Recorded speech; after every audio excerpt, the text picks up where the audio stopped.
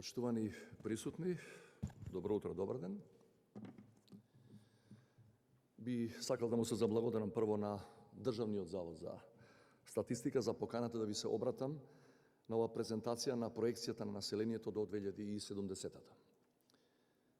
Демографијата е судбина и реченица која му се припишува на францускиот социолог Огюст Конт, кој меѓу првите образлагал за тоа како популацијските трендови и дистрибуцијата на населението можат да ја одредат судбината на една држава.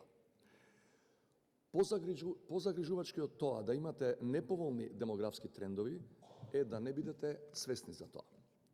Целта на пописот и на проекцијата на населението е да не соочат со демографската реалност и да ни дадат појасна представа за тоа каква би била демографската иднина на Македонија. За жал, ние како држава цела деценија го одлагавме спроведувањето на пописот поради една типична балканска перцепција, според која пописите не се доживуваат како статистичка операција, што во суштина се од целиот демократски свет, туку како политички или поточно речено како етно-политички проект. Кога конечно во 2021-та најдовме политичка волја да се преброиме, реков дека резултатите ќе не соочат со нашите најголеми стравови. Притоа не мислев на стравовите од другите, различните од нас, туку стравови за тоа колку всушност малку не има во нашата држава. Резултатите го потврдија она што го тврдам со години, дека најголемата закана за нашата национална безбедност е всушност и воопшто за едината на Северна Македонија е демографијата. Населението забрзано старее, државата забрзано се празни. Ние веќе ги достигнавме демографските проекции на Обединетите нации, кои тие ги предвидуваа за нас за 2030 година.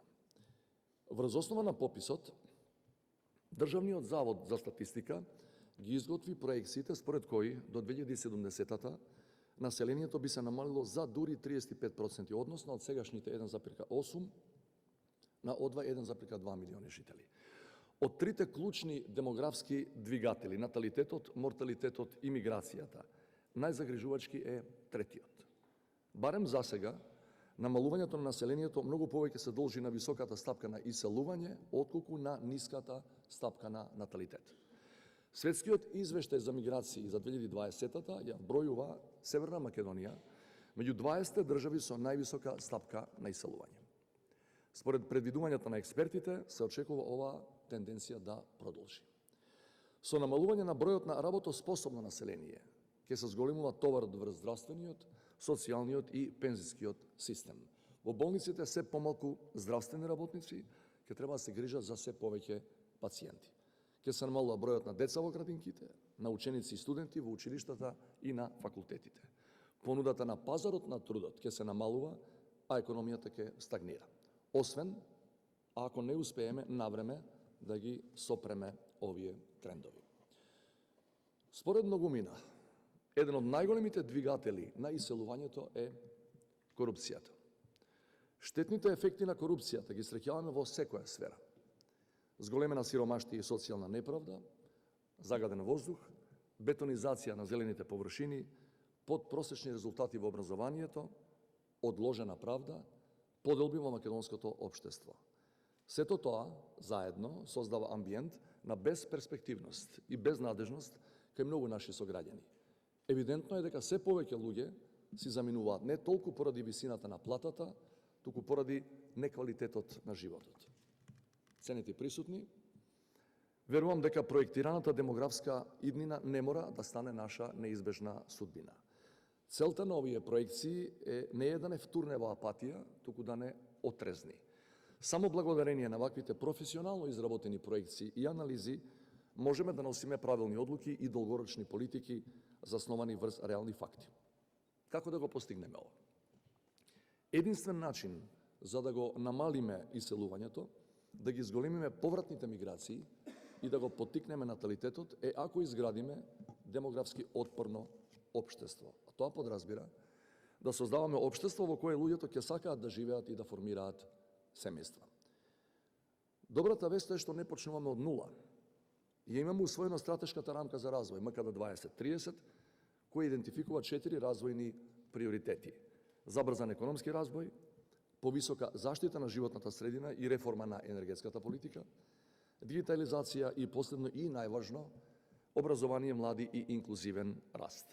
Врз овие 4 области треба да се фокусира државата со цел подобар живот на граѓаните до крајот на оваа деценија. Сето ова ќе ни помогне да го димензионираме македонското образование според реалните потреби на пазарот на трудот, а здравствените и социјалните политики според потребите на населението. Заедно со Националната развојна стратегија 2021-2041, овие два документи треба да им помогнат на носителите на одлуки во изградбата на инклузивно и праведно општество во кое, наместо етничката припадност или партиската книшка, знаењето, вештините, професионалноста и интегритетот на личноста ќе бидат пресудни за успехот.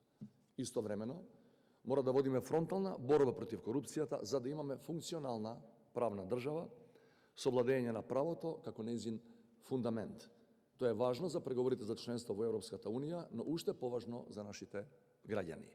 Ако сакаме македонските граѓани да не се иселуваат во Европската Унија, европските вредности треба да ги имплементираме тука кај нас. Само така ќе успееме да ги намалиме миграциите, да го поттикнеме наталитетот и да го развиваме воопшто човечкиот капитал.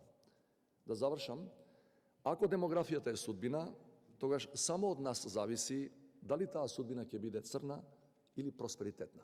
Благодарам.